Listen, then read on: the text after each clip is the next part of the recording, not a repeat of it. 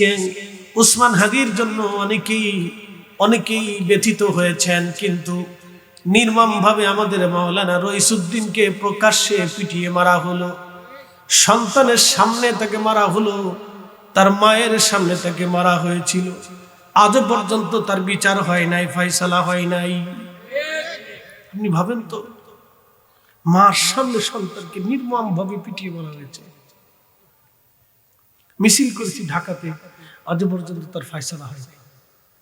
একটা আসামিকে অ্যারেস্ট করে নেই পুলিশ। বলেন আপনি কোথায় আছেন? প্রিয় উপস্থিতি হাজিরিন, এইভাবে যদি চলতে থাকে তাহলে আগামীর দিনগুলি আমাদের জন্য অনেক কঠিন হবে, অনেক ভয়াবহ হবে, অনেক কঠিন হবে, অনেক ভয়াবহ হবে। প্রিয় ভাই আমার, নবী আল্লাহ বলেন, ইন্নাল্লাহা ইয়া'মুরু বিল আদলি ওয়াল ইহসান। বান্দারে, আমি নির্দেশ দিলাম তোমরা দুনিয়াতে ন্যায় করবা, অন্যায় করবা না। ন্যায় করবা, ইহসান করবা, তোমরা দয়া করবা, ন্যায় করবা, অন্যায় করবা না। আমি হুকুম দিলাম তোমরা দুনিয়াতে ন্যায় প্রতিষ্ঠিত করবা, ইনসাফ তোমরা প্রতিষ্ঠিত করবা, ইনসাফ প্রতিষ্ঠিত করবা, ইনসাফ প্রতিষ্ঠিত করবা। আল্লাহ হুকুম দিলেন তোমরা ইনসাফ প্রতিষ্ঠিত করবা। বাংলাদেশে লক্ষ লক্ষ লক্ষ লক্ষ গরিব মানুষ আছে, আহা, টাকার অভাবে তাদের চিকিৎসা হয় না, টাকার অভাবে কত মা ওষুধ কিনে খেতে পারে না, টাকার অভাবে কত বাবা ওষুধ কিনতে পারে না, ভালো অপারেশন হয় না, ভালো চিকিৎসা তার হয় না, দুঃখে দুঃখে টাকার অভাবে মারা যায়। বহু বহু গরিব মানুষ আছে দুঃখে দুঃখে মারা যায়। প্রশ্ন রাখবেন, হুজুর তাহলে কি করণীয়? আমাদের করণীয় হলো কি? এই গরিব মানুষের চিকিৎসা রাষ্ট্র দিবে, রাষ্ট্রযন্ত্র দিবে। ভালো করে শুনে যাবেন ভাই আমার, ভালো করে বুঝে যাবেন আমার কথাগুলি ভাই, ভালো করে শুনেন। ধনীদের চিকিৎসা বড় ভালো ভালো ভালো হসপিটালে হয়। আমার টাকা আছে, আমার সন্তানের জন্য সুন্দর চিকিৎসা আমি করাইলাম, আমার বিবির জন্য সুন্দর চিকিৎসা আমি করাইলাম, কিন্তু আমার পেটের ব্যথা যেমন গরিবের পেটের ব্যথা একই রকম, ধনীর মাথা ব্যথা যেমন গরিবের মাথা ব্যথা একই রকম, ধনীর প্যারালাইসিস যেমন গরিবের প্যারালাইসিস একই রকম, ধনীর আপনার অপারেশন যেমন গরিবের অপারেশন একই রকম। তাহলে ধনীর যদি উন্নত চিকিৎসা হয়, তাহলে গরিবের কেন চিকিৎসা হবে না? প্রশ্ন রাখবেন ফরিদি হুজুর, গরিবের চিকিৎসা কে দিবে? গরিবের চিকিৎসা রাষ্ট্র দিবে। রাষ্ট্রের দায়িত্ব ছিল গরিবের জন্য আলাদা হসপিটাল তৈরি করা। ওইখানে গরিব, হত দরিদ্র এবং মিসকিন, ভিখারি আর অভাবী, এতিম, দুস্থদের জন্য, বিধবাদের জন্য এবং বৃদ্ধ আর দরিদ্রদের জন্য আলাদা উন্নত চিকিৎসা করার কথা ছিল রাষ্ট্রের। কি কথা কন না কেন? আমাদের কাজ না, রাষ্ট্রের দায়িত্ব ছিল, কারণ রাষ্ট্র আমাদের থেকে ট্যাক্স নেয়, টাকা নেয়। কি কথা কন না কেন? এই যে সিলেট থেকে লন্ডনেরা শত শত হাজার হাজার কোটি টাকা দেশে রেমিটেন্স পাঠায়। আল্লাহ রাব্বুল আলামিন বললেন, নিশ্চয়ই নামাজ তোমাকে খারাপ কাজ থেকে ফেরাবে। নামাজ পড়ার পরও যদি বান্দা সুদ না ছাড়ে, তাহলে বুঝবেন নামাজ হলো না। নামাজ পড়ার পরেও যদি বান্দা ঘুষ না ছাড়ে, তাহলে বুঝবেন নামাজ হলো না। নামাজ পড়ার পরেও যদি জেনা না ছাড়ে, তাহলে বুঝবেন নামাজ হলো না। নামাজের পরে যদি মিথ্যা না ছাড়ে, তাহলে বুঝবেন নামাজ হলো না। নামাজ হলো না, মুসল্লির নামাজ হলো না। আল্লাহর নবী বলেন, উম্মতু আমাতুস সালাহ, আমার উম্মত নামাজ মেরে ফেলবে, নামাজ হত্যা করবে। আবার এমনও মুসল্লি হবে, বতরিয়া মুসল্লি, আমাদের ফরিদপুরের ভাষায় বলে বতরিয়া মুসল্লি, মানে সিজনওয়ারি মুসল্লি। জুমার দিনে নামাজে দেখবেন, সারা সপ্তাহে আর তারে নামাজে পাবেন না। প্রিয় উপস্থিতি হাজিরিন, প্রিয় নবী বলেন, উম্মত তোমরা অপেক্ষা করো, আল্লাহর আকাশ থেকে পাথর নিক্ষিপ্ত হতে পারে, অথবা ভূমিকম্প আসবে, মহামারী আসবে, সমুদ্র থেকে ধেয়ে আসবে বিপদ। তাসবির দানা যেইভাবে ছেড়ে দিলেন, টপ টপ টপ টপ করে দানাগুলি পড়তে থাকে। সাহাবীরা রে, আমার উম্মতের মাঝে ওইভাবে আল্লাহর আসমান থেকে বালা আসতে থাকবে, বালা আসতে থাকবে, বালা আসতে থাকবে। একই পৃথিবীর নিচে আমরা এখন শীতের মধ্যে আছি, আবার অন্য কোথাও শীত নেই। আমাদের এখানে যেমন ঠান্ডা, একই পৃথিবীতে আবার এমন জায়গা আছে -ডিগ্রি সেলসিয়াস তাপমাত্রা চলে আসছে। সেখানকার পানি পর্যন্ত ঠান্ডায় জমে বরফ হয়ে গেছে। প্রাণীদের জীবনের কষ্ট হয়, কিন্তু আল্লাহ আমাদেরকে এই শীতের পরপরই আবার আমাদের জন্য আল্লাহ বসন্ত রেখে দিয়েছে। একটু বুঝেন যে হঠাৎ করে কিন্তু শীত দেন না। যদি হঠাৎ শীত দিত তাহলে মানুষ রোগাক্রান্ত হতো। শীত কিন্তু ধীরে ধীরে ধীরে ধীরে আসতেছে। আবার যাওয়ার সময় শীত ধীরে ধীরে ধীরে ধীরে চলে যাবে। হঠাৎ কিন্তু গরম দেন না, ধীরে ধীরে আসে, ধীরে ধীরে চলে যায়। বর্ষাকালটাও একই রকম, এটা হঠাৎ আসে না, ধীরে ধীরে আসে, আবার ধীরে ধীরে চলে যায়। বলেন এগুলি কি আমাদের কোনো নিয়ন্ত্রণের ভিতরে আছে? নাই। যিনি নিয়ন্ত্রণ করেন, একচ্ছত্র পুত্র যিনি অধিপতি, তিনি রব্বুল আলামিন। ভূমিকম্প দিয়ে আল্লাহ মাঝে মধ্যে আমাদেরকে লারা দিয়ে স্মরণ করায় দেয় যে তোমরা কিন্তু জমিনের মালিক না, জমিনের মালিক কিন্তু আমি আল্লাহ। একসাথে বলবেন আল্লাহু আকবার। না হয় না, একটু জোরে বলবেন আল্লাহু আকবার। জমিনের মালিককে। বাংলাদেশে দাউদকান্দির নিচ দিয়ে নরসিংদীর পাড় দিয়ে যে মেঘনা নদী প্রবাহিত হয়েছে, এটা একসময় 400 বছর আগে এখানে কোনো নদী ছিল না, এটা আবাস ছিল। এখন সেটা নদী, জেলেরা মাছ মারে। কিন্তু 300 বছর আগে এটা নদী ছিল না। 400 বছর তো আরো অনেক আগের কথা। 300 বছর আগে এখানে কোনো নদী ছিল না। এই নদীটা ছিল বর্তমান কুমিল্লার লালমাই পাহাড়ের পাদদেশ দিয়ে, ক্যান্টনমেন্টের এখান দিয়ে এটা প্রবাহিত হতো। অথচ এখান দিয়ে চর পরে পরে পরে পরে আবাস হয়েছে, কিন্তু নদী চলে গেছে দাউদকান্দির দিক দিয়ে। কারণটা কি? 1757 একটা ভূমিকম্প হয়েছিল প্রলয়ঙ্করী। এই ভূমিকম্পে নদীর গতি পর্যন্ত পরিবর্তন হয়ে যায়।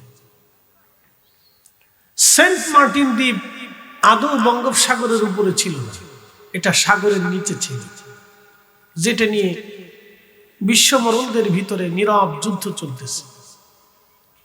আমাদের বাংলাদেশের ভিতরে হয়তো হানাহানি, কাটাকাটি, মারামারি এগুলি নিয়ে চলতেছে।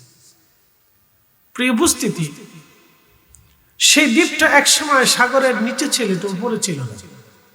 1700 সালের দিকে একটা ভূমিকম্পে এটা 3 ফিট সাগর থেকে উপরে উঠে গেল। যিনি সাগরের ভিতর থেকে দ্বীপকে সাগরের উপরে তুলে দিতে পারেন, তিনি আবার এই দ্বীপকে সাগরের নিচেও ডুবিয়ে দিতে পারেন।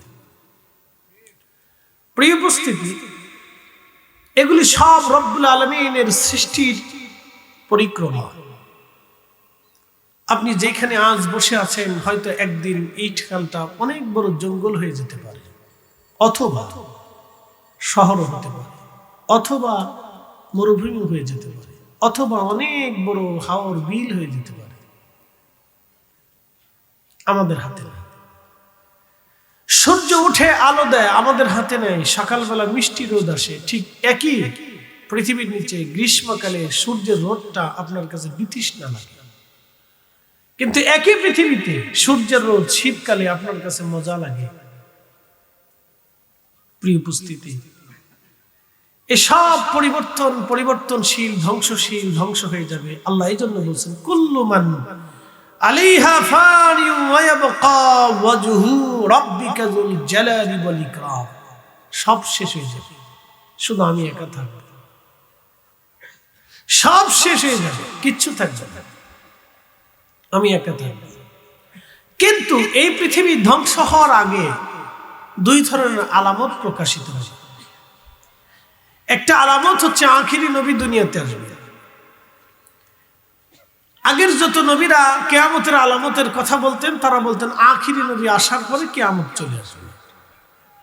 আখিরি নবী চলে এসেছে, প্রিয় নবী এসে আমাদেরকে কিয়ামতের আলামত সম্পর্কে তিনি ধারণা দিলেন।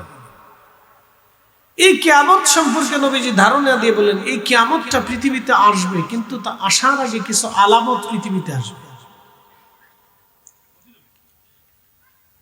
উলামায়ে কেরাম এই আলামতটাকে দুই ভাগে বিভক্ত করেছেন। একটা আলামতে সুগরা, ছোট ছোট আলামত, আরেকটা হচ্ছে আলামতে কুবরা, বড় বড় আলামত। এখন আমরা পৃথিবীর বৃদ্ধকালে আলামতে সুগরার দৃষ্টিকোণের ভিতরে পড়ে আছি।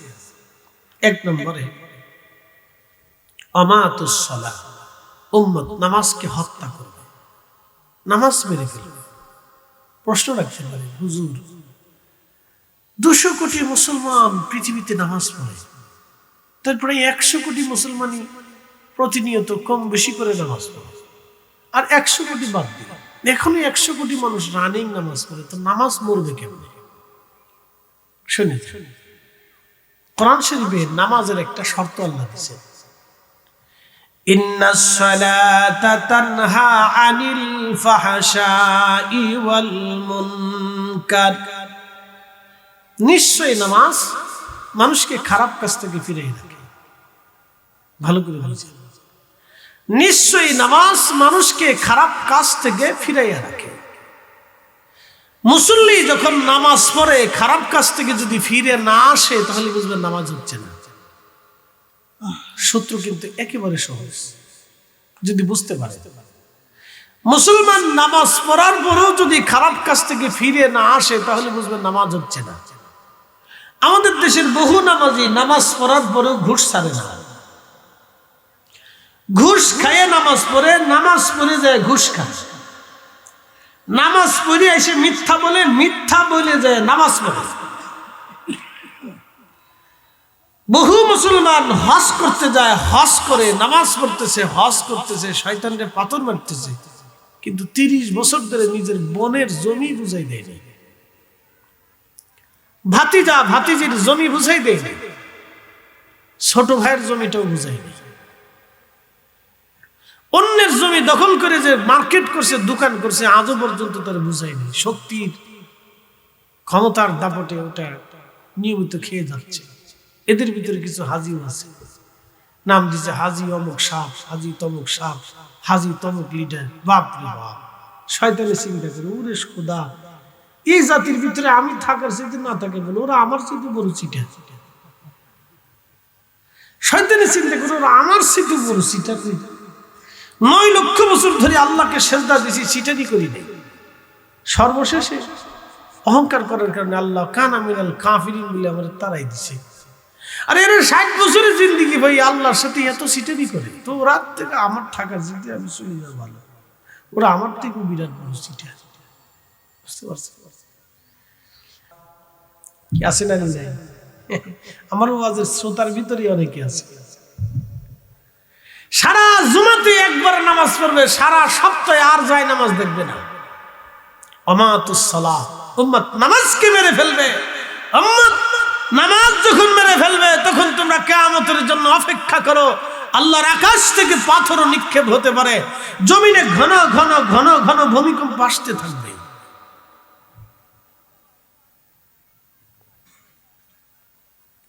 কত তারিখে যেইভাবে লারা দিছিল, ওই লারাটাই 1 মিনিট থাকলে পরে বাংলাদেশের বহু বিল্ডিং ভেঙে পড়ত।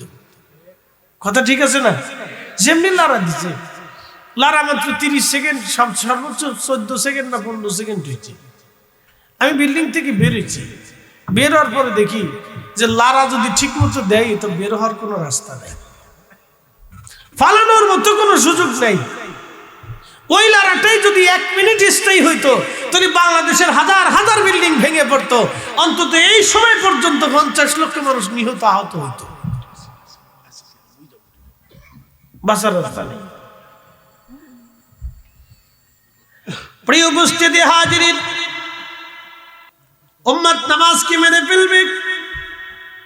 আর একদল নামাজি আছে শুধু জুমার নামাজ পড়ে, আর কোন নামাজ তারা পড়বে না। আর একদল নামাজি আছে, সামনে নির্বাচন আসতেছে, সামনে নির্বাচনে দেখবেন অনেক আছে যে পেশাব করেও তারা পানি টানি লয় না, পেশাব করেও ঢিলা কোনো ব্যবহার করে না।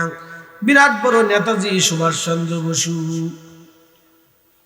না পেশাব করে পানি লয় না, মুইতে পানি লয়, হেরা বিচার চালিশ করে।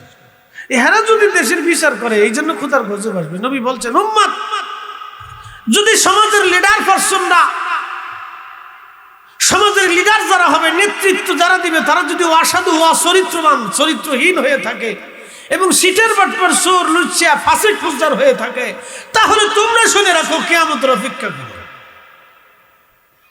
আমি বলিনি তো, 1450 বছর আগে আল্লাহ রসুল বলেছেন, সমাজের নেতৃস্থানীয়তে যারা থাকবে, সমাজের লিডার পার্সন যারা থাকবে, তাদের সৎ হইতে হবে, নির্ভেজাল থাকতে হবে। তারা আমানত রক্ষা করবে, তারা ইনসাফ করবে, তারা ন্যায় বিচার করবে। তাদের কাছে তার সন্তানও যেমন সমান, অপরজনের সন্তানও তার কাছে একই রকম সমান থাকতে হবে। কিন্তু বড় আফসোস, আমরা হতভাগা জাতি, 18 কোটি মুসলমানের দেশে আজ পর্যন্ত 68,000 গ্রামে, 64,000 গ্রামে আজও পর্যন্ত ন্যায় বিচার হয় না। মুখ দেখে, চোখ দেখে, দল দেখে, মত দেখে বিচার করে, কিছু পয়সা করে দিলে ওইটা ডাইন বাম হয়ে যায়, আজও পর্যন্ত হয় না। এই জন্য ভূমিকম্প মাঝে মধ্যে লাড়া দেয়। শুধু কি ভূমিকম্প আসবে না, আরো গজব আছে। বলে হুজুর কি গজব আসবে? ডায়াবেটিস চাপাই দিচ্ছে, ডায়াবেটিস। বাংলাদেশের 18 কোটি মানুষ যদি থাকে, তাহলে মিনিমাম হলো দেখেন আপনি 12 কোটি মানুষ ডায়াবেটিসের সাথে সম্পৃক্ত, 3.5 কোটি মানুষ এদেশে কিডনি রোগের সাথে সম্পৃক্ত, ভয়াবহ একটা রোগ কিডনি রোগ। 3.5 কোটি যদি কিডনি রোগ হয়, তাহলে 12 কোটি আছে ডায়াবেটিসের সাথে সম্পৃক্ত, আরো 12 কোটি ধরেন প্রেশারের সাথে সম্পৃক্ত। তাহলে বাংলাদেশের 18 কোটি মানুষের ভিতরে 17.5 কোটি মানুষ অসুস্থ, রোগের সাথে সম্পৃক্ত। তো বড় বড় রোগ, হার্টের মতো রোগ, ডায়াবেটিসের মতো রোগ, হাই প্রেশারের মতো রোগ, তারপরে কিডনি রোগের মতো রোগ, তারপরে ফ্যাপসা, ওই যে আপনার কি বলে এটা, লিভার সংক্রান্ত রোগ, এরপরে ক্যান্সারের সাথে সম্পৃক্ত, বড় বড় ব্রেন স্ট্রোকের সাথে সম্পৃক্ত। মিনিমাম 18 কোটি মানুষের 17.5 কোটি মানুষ অসুস্থ আছে। আর 2000 সালের পর থেকে এই পর্যন্ত যত নারী বাচ্চা জন্ম দিছে, তত নারীর 100% নারীর ভিতরে 90% নারী সিজার করা, তার মানে হেউ রোগের সাথে সম্পৃক্ত। আপনি মানে বুঝে নেন, আপনি খোদার গজব কি করে আসে? খালি ভূমিকম্প দিয়ে গজব দিচ্ছে না, আল্লাহ বাবু গজব দিচ্ছে। বলে কারণ কি? আমি কারণগুলি বলতেছি, আপনারা মিলিয়ে মিলিয়ে নেন যে কি লেগে আল্লাহ গজব দিচ্ছে, কিসের জন্য দিচ্ছে।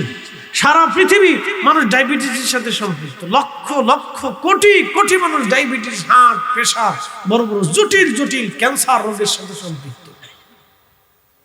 কেন? সারা পৃথিবীতে ইনসাফ নাই, সারা পৃথিবীতে ইনসাফ নাই।